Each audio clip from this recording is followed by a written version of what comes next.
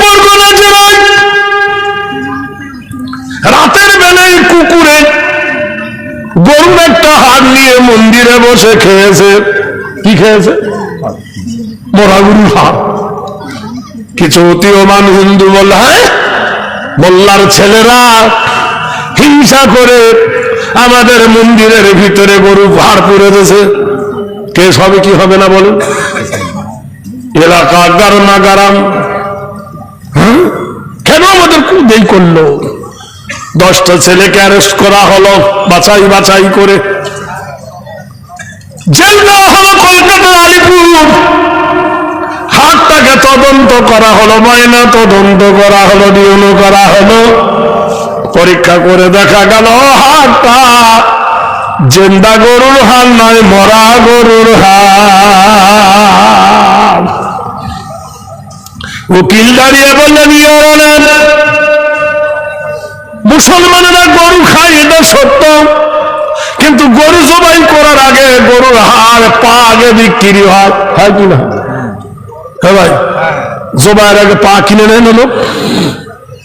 Your honour, মানছি না হয় মুসলমানরা দেশের, এটা জিন্দা গরুর হাড় নয়, মরা গরুর হাড়।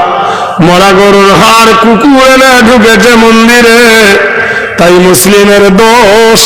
কিন্তু সত্যি করে বলুন তো হুজুর, যখন মন্দিরে পুজো হয় আর পুজোর সময় ঢোলে যে বাড়িটা মারে ঢোল,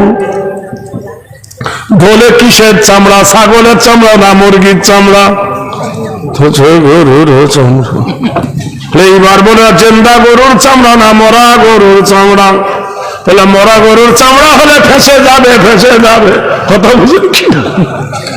জিন্দা গরুর চামড়া না রায় দেখবি।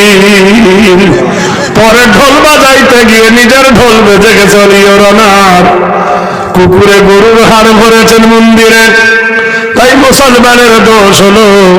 আর হিন্দুদের পুরোহিতের সামনে, ঠাকুরের সামনে গরুর চামড়ায় বাড়ি মারে, তখন কি বাধা লাগে না?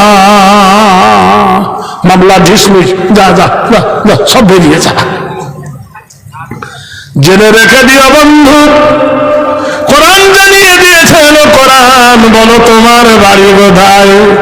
কোরআন বলে আমার বাড়ি হলো বাল্লহুবা কোরআনুম মাজিদুম ফি লাওহিম মাহফুজ। আমার বাড়ি হলো আল্লাহর লৌহ মাহফুজে। কোরআনকে জিজ্ঞেস করা হলো, কোরআন কবে এসেছো? জানুয়ারি না ফেব্রুয়ারি? মার্চ মাসে না এপ্রিল মাসে?